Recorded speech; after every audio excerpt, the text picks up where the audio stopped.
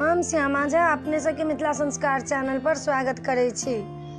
एकटा चनाई के गीत दै छी अपने सबके। चनाई जे छथिन बहुत नीक लोग छथिन, हुनकर से एकटा गीत अपने सबके दै छी। हुनका उजरे फूल से पूजा होइ छनि। सावन के महीना पबनैतिन करे सोर, आउ आउ चनाई पूजा करब हम तोर। सावन के महीना पबनैतिन करे सोर, आउ आउ चनाई हम पूजा करब तोर। उजरे जनौआ उजरे फूल, उजरे धोती लए करब समतुल।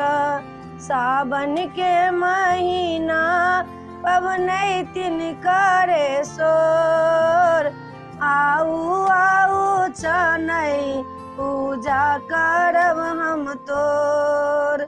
आउ आउ चनाई पूजा करब हम तोर।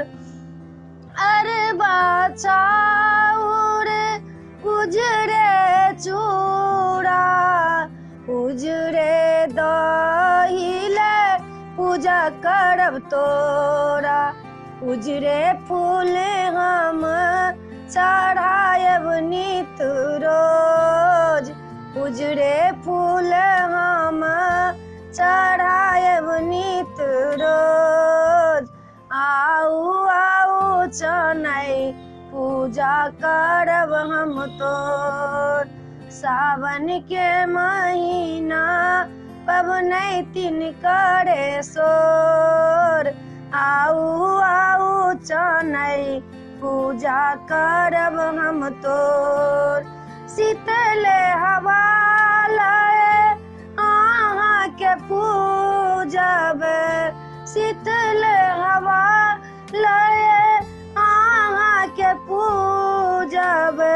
कुसुम के पात पर अहाँ के पूजब, उजरे फूल हम चढ़ायब नित रोज। आउ आउ चनाई पबनैतिन करे सोर, उजरे फूल हम चढ़ायब नित रोज। आउ आउ चनाई पबनैतिन करे सोर। सावन के महीना पबनैतिन करे सोर, आउ आउ चनाई पबनैतिन करे सोर। एहि वीडियो में एतबे ये। चनाई के गीत अपने सबके पसंद आयल हैत तो हमरा कहब जरूर, सब्सक्राइब जरूर करब। जय मिथिला, जय भोला बाबा।